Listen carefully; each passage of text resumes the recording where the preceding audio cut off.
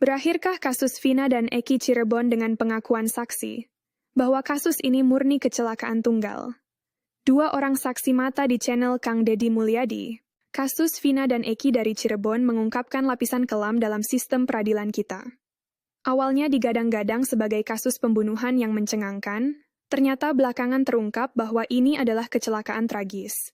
Namun, puncak tragedi belum berhenti di situ. Sejumlah 8 anak dan remaja terpaksa menanggung beban hukuman atas kesalahan yang tidak mereka lakukan. Kasus ini menggarisbawahi kelemahan dalam sistem hukum dan pemerintahan kita.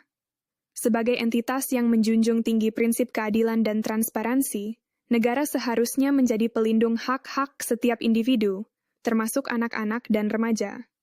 Namun, ketidakmampuan dalam penyelidikan dan penuntutan kasus ini menunjukkan adanya pelanggaran terhadap prinsip negara hukum yang mengutamakan keadilan.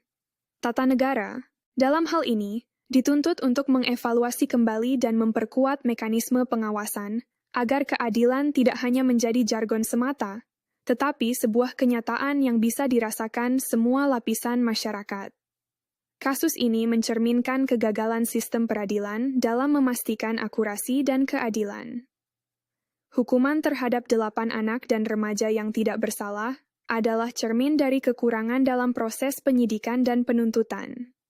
Ini menandakan adanya kebutuhan mendesak untuk reformasi dalam sistem peradilan, dengan penekanan pada integritas penyidik, kualitas investigasi, dan akuntabilitas dalam proses hukum. Penyelenggaraan hukum yang baik harus memastikan bahwa setiap individu memperoleh perlakuan yang adil dan tanpa bias, serta meminimalisir risiko terjadinya kesalahan yang bisa merusak masa depan seseorang. Perspektif kemanusiaan. Dari perspektif kemanusiaan, kasus ini memunculkan isu yang mendalam tentang hak asasi manusia dan kesejahteraan anak. Anak-anak dan remaja yang terpaksa mengalami ketidakadilan akibat kesalahan sistemik menunjukkan betapa rapuhnya posisi mereka dalam masyarakat.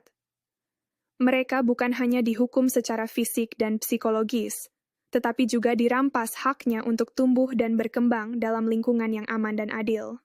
Kemanusiaan menuntut kita untuk memperhatikan dan melindungi mereka yang paling rentan di antara kita, memastikan bahwa mereka tidak hanya diakui sebagai korban, tetapi juga sebagai individu yang berhak mendapatkan perlindungan dan keadilan.